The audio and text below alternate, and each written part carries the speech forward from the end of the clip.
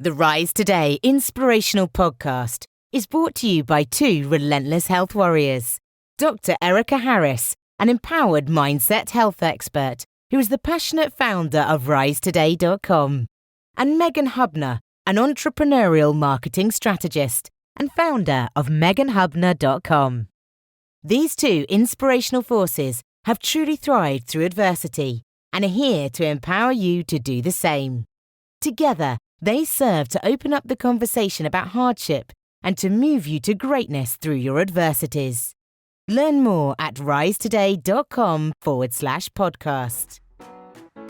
Now, let's get started. Let's rise today, right here, right now.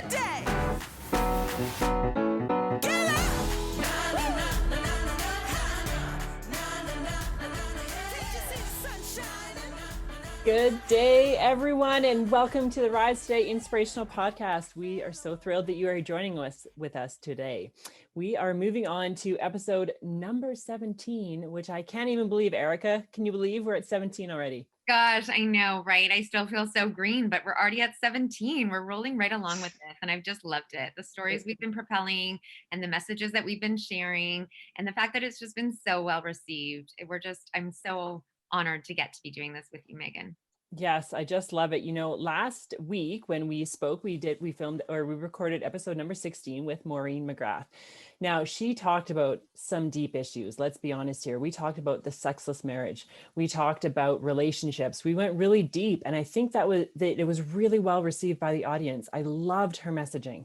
Yes. And the whole topic of sex, it's so taboo still today. And it's such a topic, it's so important in our terms of our personal health. And it's such a topic that really needs to be opened up. And so I was really happy that we were able to have Maureen on that show last episode. And to all of our risers, we hope that you found inspiration on that amazing show and education and insight in Maureen's message that she had put forth.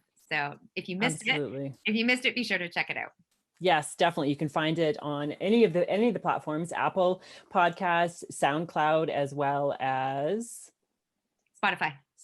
Thank you for filling in the gap. So today, you guys, we are really excited to talk about another issue that is almost a little bit taboo at times, and we are talking about mental health and wellness.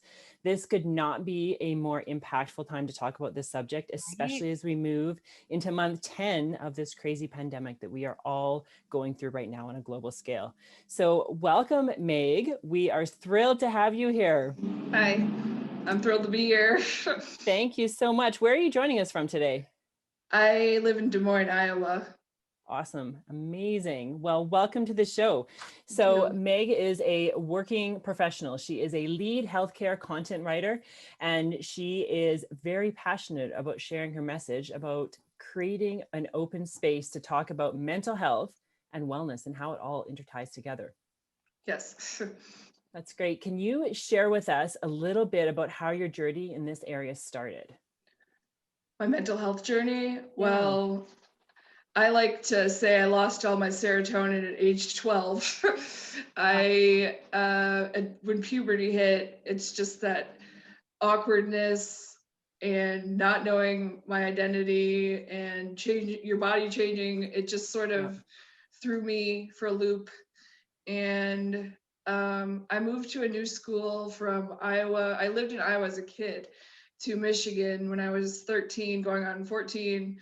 And that was a terrible time to be the new awkward kid, you know, with like clothes that didn't quite fit right or something like that because changing bodies and, you know, people made me feel ashamed because I was a virgin. I'm like, I'm 13. And they asked me that, and someone asked me, are you a virgin? And I was like, I've never even been kissed. And then they just made fun of me.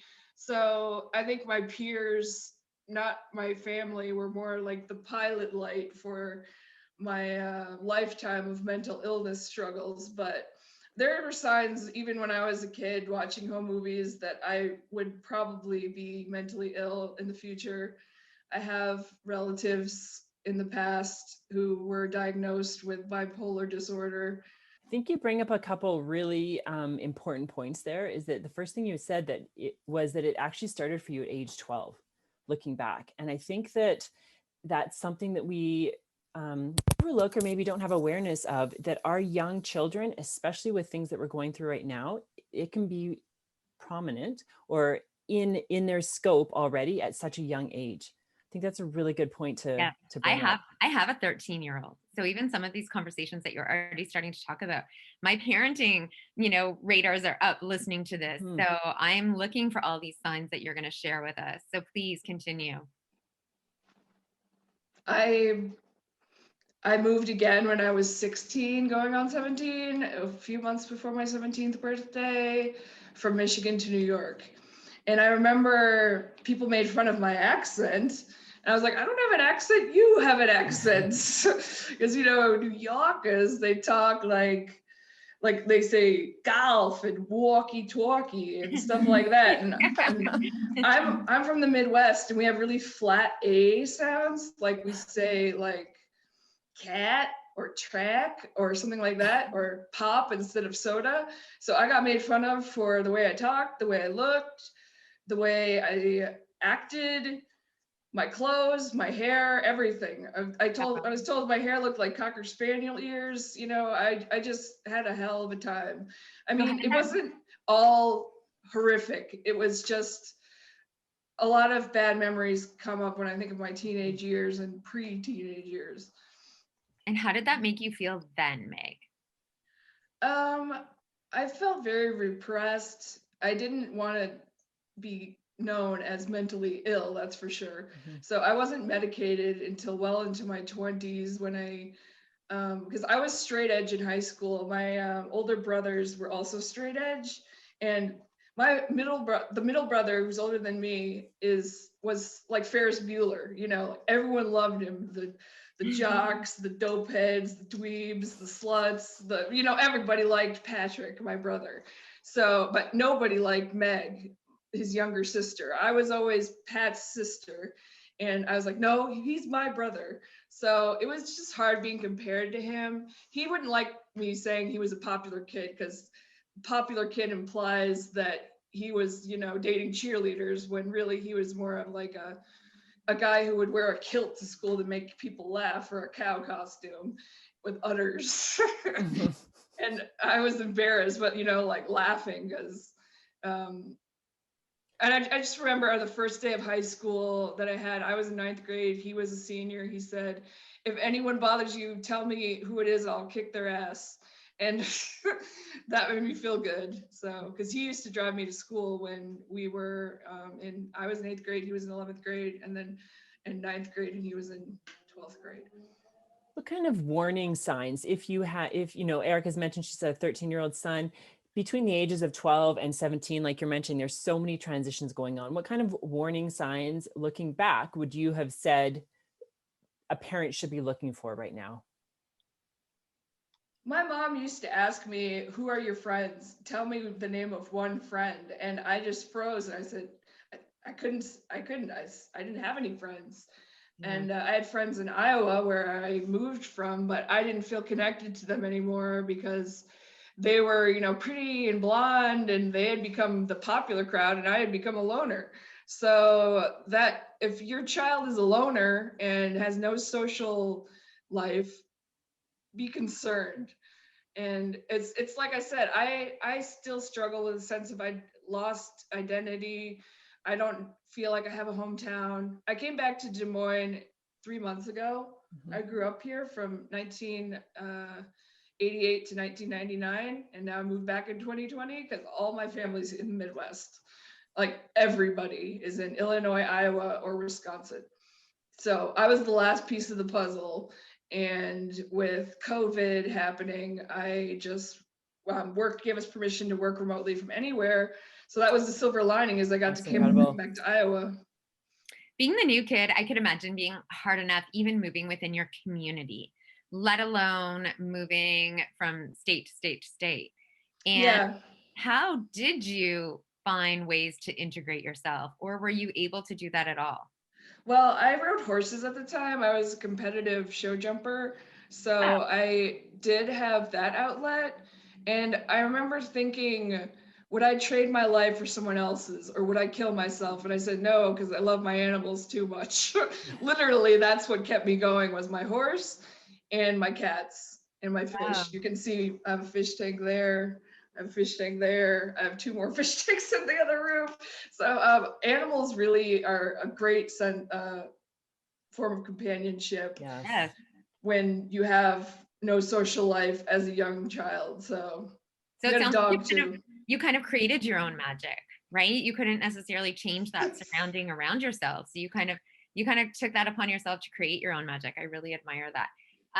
Okay, so you're progressing through high school. Would you say that your depression is already starting then, or are these Yes. more just yes? Okay, and so what does that look like inside Meg? What does that look like? Every year was so distinctly different. It was college when I fell apart. It's most people, mental illness manifests in their 20s. See, I was straight edge in high school. So let me go back. In high school, I was straight edge. I never drank, I never smoked, I never had sex, I never even kissed a boy until I was in college. So I just didn't have any interest. I was very repressed. I was, in Catholic classes at the church, and I just didn't feel attraction to anyone. I was like asexual in high school, I guess. I'm not anymore, but sure. So I didn't have any substances or self-medicating that I have done in previous years in my adult life. So in high school, I didn't have anything to cope. I just cried myself to sleep every night, Wow. So what was the catalyst? Like you said, you actually brought up a great point there, where you said a lot of people are actually identified with a condition in their 20s. So was it not until you were into your 20s where you thought, okay, I need to take matters into my own hands and get some help? I didn't ask for help. I would get drunk. I got drunk my first day in college. One of the girls who I used to ride horses with that I mentioned earlier invited me to a party with the Greek life. And that was so not my scene at all, like I was an 18-year-old girl, and I just didn't feel like I fit in, but I got super drunk. And I remember I made my first drunk dial ever. And I was just giggly and happy. But the next morning I was tripping all over myself because I was hungover for the first time in my life. I didn't throw up yet, but sure, it was pretty gnarly. And she thought I was asleep when I was on her couch, but I was listening to her.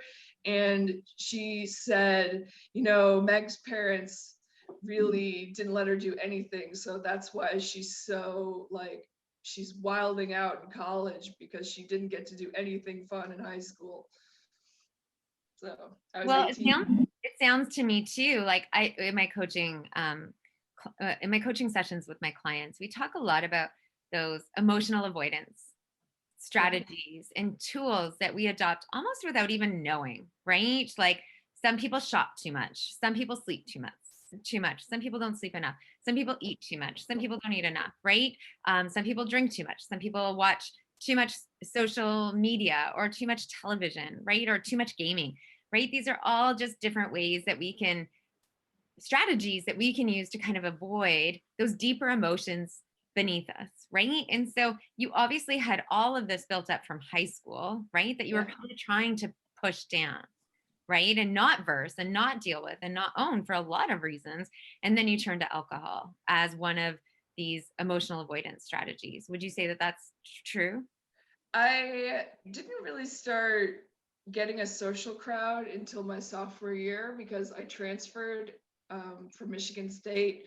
I went there one semester my freshman year to Ithaca College in New York. I went back to New York, and it was in January 2005. I started college in New York, and that I was 19 by that point.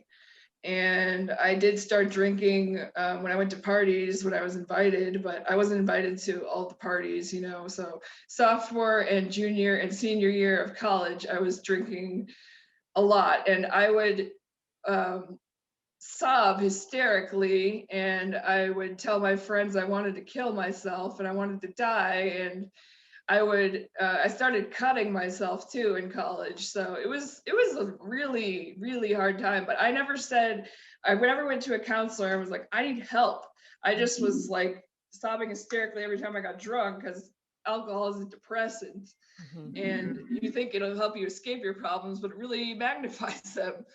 But you also lose inhibition with alcohol, right? Exactly. And so when we're intentionally trying to inhibit these feelings, right? And then you take the alcohol, and that is when they come out. Yeah, it's so important though to take the time to really let out these emotions in a really kind of safe, supportive environment. Yeah, safe environment to do so. It just was at that point, every time I would drink, it was to excess to get drunk. You know, a lot of college kids do that. So, and I would always cry every single time without fail. And my friends got to the point where they wouldn't want me to drink because they know I'd cry and say I wanted to die and kill myself. These drunken tears that you were having, and all of those emotional moments when you had some alcohol, and then this call for help almost when you were this suicide attempt. All of these moments really sound like a call for help. And how did you get help? That was suicidal ideation. I didn't have a suicide attempt until 2007. That's when I really honestly wanted to end my life. I was hoarding pills. I had a root canal. One of my molars back here is pulled out. Like, I'm a drug addict because they're prescribed. So you're like, it's from a doctor, you know, like I was in deep denial, but I hoarded the pills, and I did it on purpose because I wanted to die. And then I ran to the other room to get my roommate, and I said, I'm going to be sick. And the last thing because I regretted it. And the last thing I remember was she got a bowl for me to throw up probably. And I don't remember anything until 3 days later. I woke up in the toxicology ward of the hospital. I don't know anything of what happened. Apparently they took me there. They called 911, and I went to the hospital, and I had to take a sabbatical that year from school because I was suicidal, obviously, and they couldn't fix me. And that's when I got help. That's when I became medicated and under the supervision of the psychiatrist that I still have. I tried to kill myself at age 22, and now I'm 35. So I've had him for 13 years. And yeah. So you really found someone who could tap into helping you. Yes, but this is common that I was diagnosed with major depressive disorder. It wasn't until about 5 years ago that he changed that, and he said, no, you have bipolar type 2.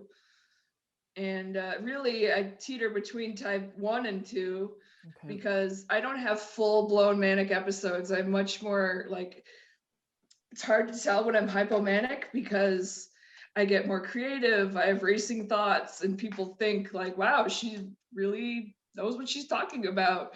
And there are a lot of bipolar people are very creative. It's kind of a weird, I wrote a research paper on it once. It's a weird thing where we have racing thoughts, and I'm a professional writer. So I write every day, 8 hours a day or more.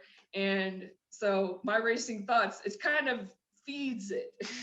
Which I think constantly writing is amazing, right? Because you're using your strengths, but getting out in a positive, productive manner. So tell us, Meg, you have struggled with major depression. You've struggled with bipolar disorder. You've struggled with suicidal ideations. You've struggled with suicidal attempts.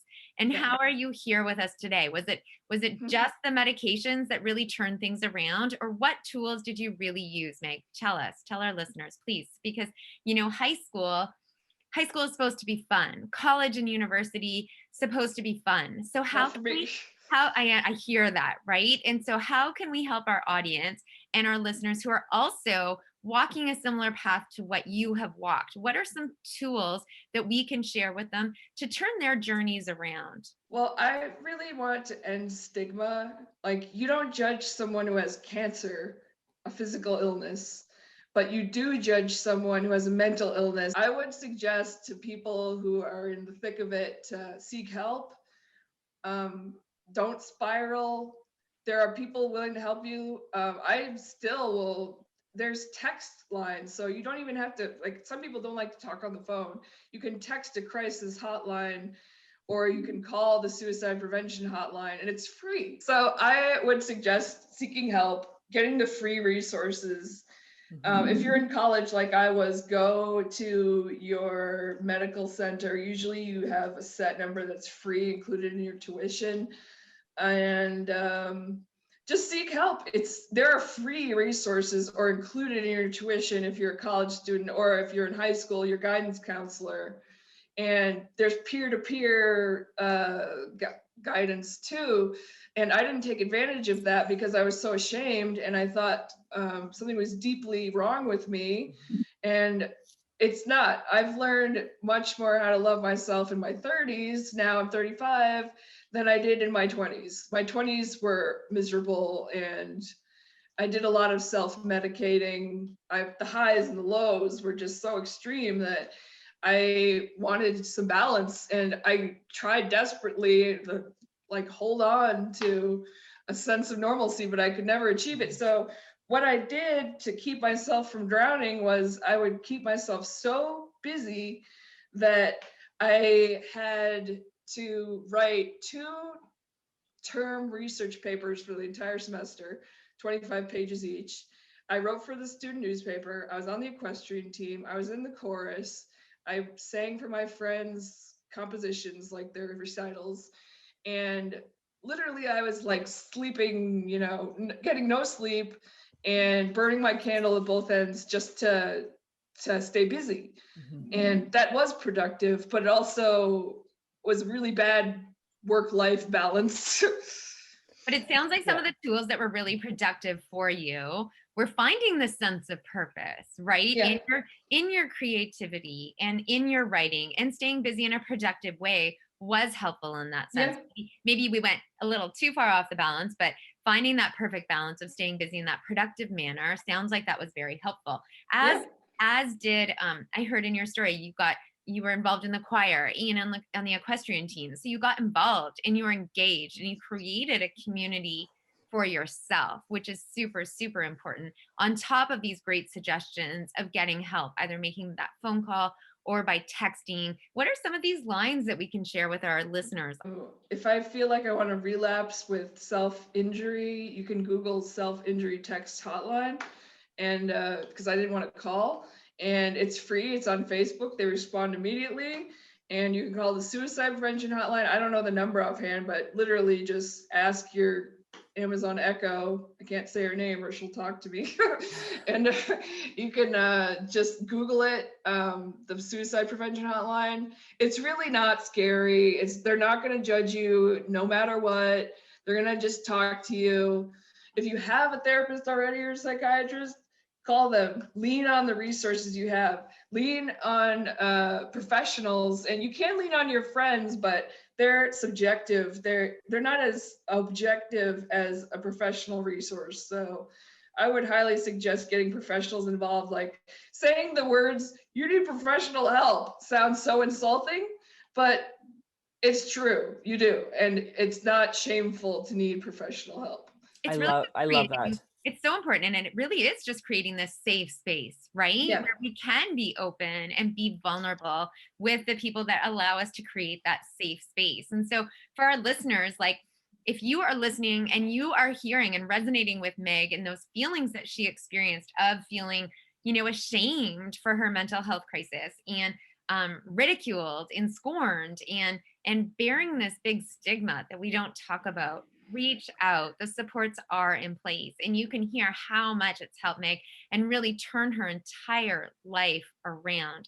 I also loved how you touched on self-care.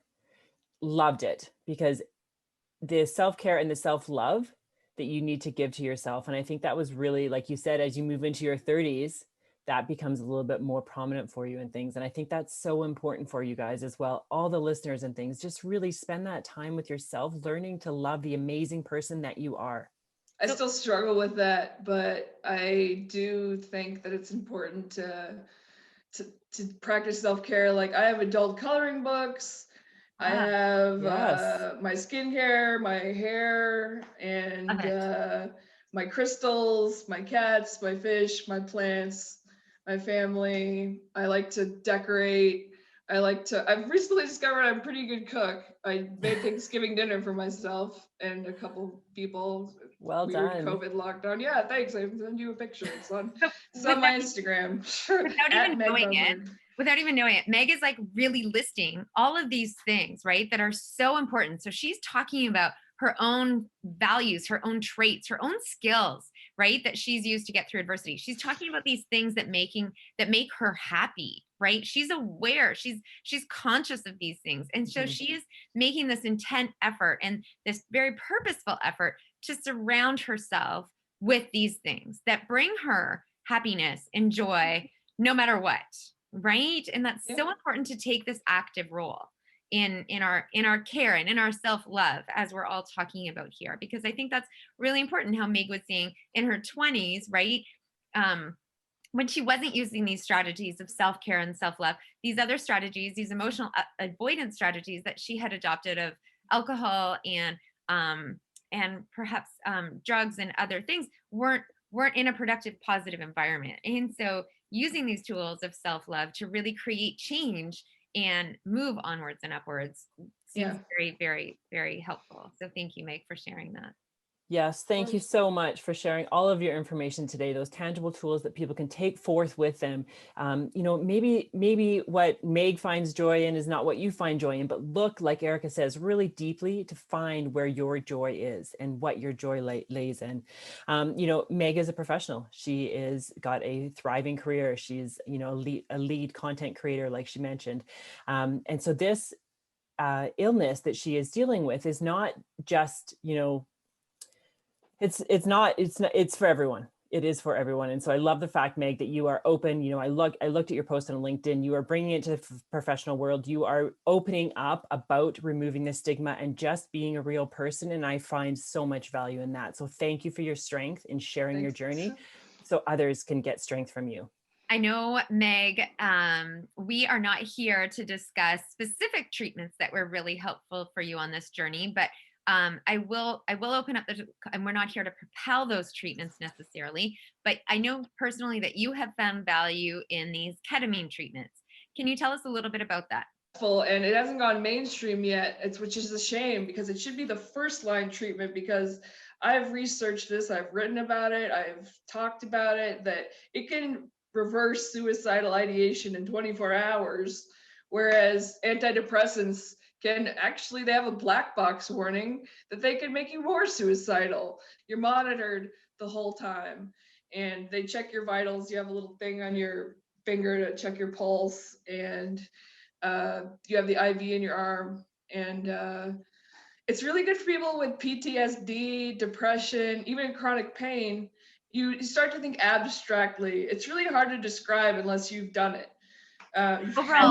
Overall, Meg, you found a lot of positive results, like lasting after the treatments, long-standing, and you find greater levels of joy, greater levels of happiness. The people who have done it with me, like, you don't even feel it, the pain, like, of a needle. It's really comfortable and soothing, and you can bring a weighted blanket, you can put on an eye mask, you can listen to music, put your phone in the other room. I highly suggest don't use your phone while you're on ketamine. Just relax, sit with your thoughts. It's amazing. What I really admire, Meg, is that you just didn't stop, right? You just keep looking for more and more and more alternatives to keep conquering and keep taking back your power. And I really admire that. And in terms of this ketamine treatment, or, so many people ask me what I had done to turn around this 2-month terminal cancer prognosis, right? Having been denied all further medication, aside from palliative care, but all other medications I was denied. And so I get a lot of phone calls and I got a lot of emails saying, Erica, what did you do in that time? And the same with you, right? What did you do, Meg, to get this success?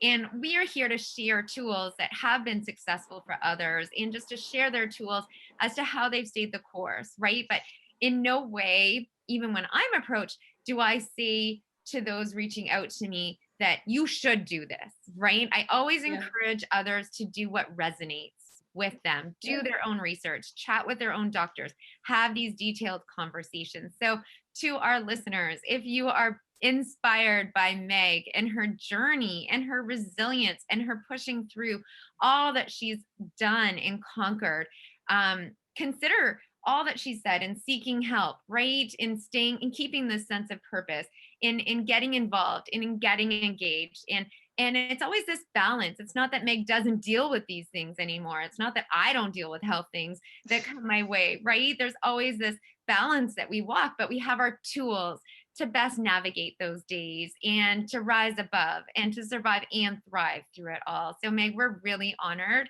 that you've taken this time to share your journey with us and to talk about it so openly. So where can our audience reach out to you? So if they have, a similar path, and if they have gone through this similar journey, how can they connect with you for support? How can they find you? They can reach out to me at my Instagram. It's public. It's just my name, Meg Boberg, at MEGBOBERG. And on Instagram, Twitter, Facebook. I wouldn't recommend Facebook, but I would say Instagram is how I would prefer to be contacted. Okay. And another thing I wanted to mention was I cope with my depression through memes and humor, and I did improv comedy for several years. I have very dry, sarcastic wit, and I've learned that enjoy it. So I started a meme group online, and in 6 months it's had 1,000 followers. So I've really learned how to cope with my stress and my anxiety and my depression and episodes through comedy and humor. It's an amazing important. Outlet. Yeah, so join my meme group. Meme Me Up is the name of it. I called it that because of Star Trek. Beam Me Up. It's Meme Me Up. Awesome. And the power of laughter, it's incredibly powerful. So that is a really important point to add there as well. So thank you. Yeah. Laughter through tears is the best emotion, or whatever she said, Dolly Parton in Steel Magnolias. That's my favorite emotion. Laughter through tears. Amazing. Well, thank you so much for joining us, Meg. Thank you for sharing your story. Thank you, everyone, for listening with us today. We hope you found inspiration from Meg, from her story, from her tools and her tips that you can use starting today to help you cope with whatever it is you are dealing with at this moment in time. Like Meg said, reach out to her on Instagram to get more information, and we look forward to welcoming you to the next show. Thank you so much for joining. Yes. The next show is going to be a great one. We have Rick Hansen. So stay tuned and download it on Apple, SoundCloud, or Spotify. Also on YouTube at Dr. Erica Harris. All the best, risers. Survive, thrive, and rise on. It's gonna be a good day. Thanks so much for joining us today. Take this inspiration forward. Learn more at risetoday.com/podcast. And please do help us in our mission to spread hope, inspiration, and positivity by encouraging those in your circle to join us and to tune in for our next show of inspiration coming soon. Please contact us if you have a powerful story to share with us to inspire the world. Until next time, get out there and rise today. Shine.